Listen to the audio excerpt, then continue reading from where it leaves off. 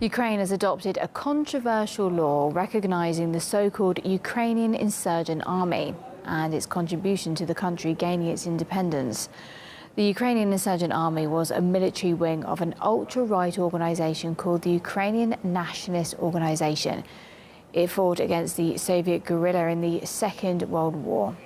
It's also known for the tragic events in Volhynia, where the group massacred 35,000 Poles, and it worked together with SS divisions at one stage of the war as well.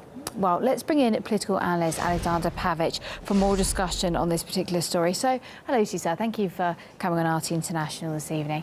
So, the Parliament has already tried to legally recognise the insurgent army last year, but that actually failed. Why is this a pressing issue for Kiev?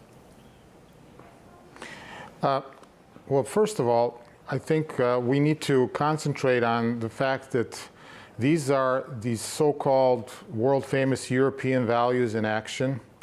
A year and a half ago, you may have had a corrupt Ukraine. You did not have a neo-Nazi Ukraine. What is happening now is that this new government, this new regime in Ukraine is trying to forge an artificial new identity. And unfortunately, the only identity on which they have to lean on in the near history is that of Nazi collaboration. So this is the result of the Maidan. After a year and a half, we're having the 70th year anniversary of victory in World War II, and we're seeing a full revival of Nazism and fascism in Ukraine.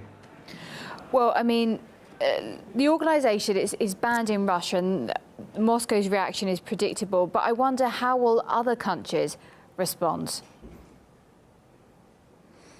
Well, we shall see. So far, the Western countries, which have been very, very lenient as far as what's been going on in the Ukraine, have actually actively supported Maidan and everything that's happened afterwards. So far, they've been supportive of pretty much everything that's been going on in the Ukraine. So it'll be really interesting to see now that practically Nazis and Nazi collaborators in Ukraine are being legalized right now.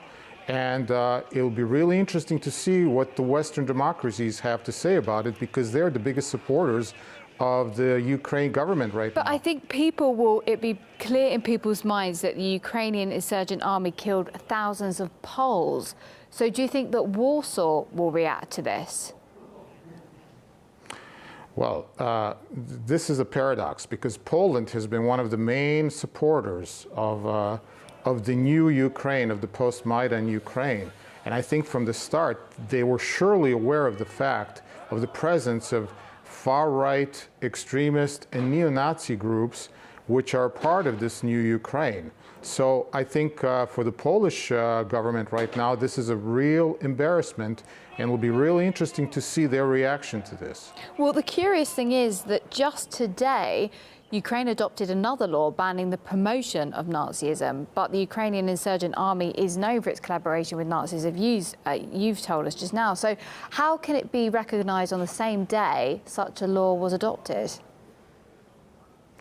Well, see, this is a PR game. You know, this is just something for external use. But the thing is, they're granting benefits to people who are Nazi collaborators, and this is actually real. The fact that they're trying to distance themselves from Nazism, this is just verbal. But the real action, something that's tangible, is that they're actually equating Ukraine and Ukrainian national identity with neo-Nazism. And that's a scandal in Europe 70 years after the end of World War II. OK, so we'll leave it there. Political analyst Alexander Pavic, thank you for talking to us this evening. We really appreciate your thoughts.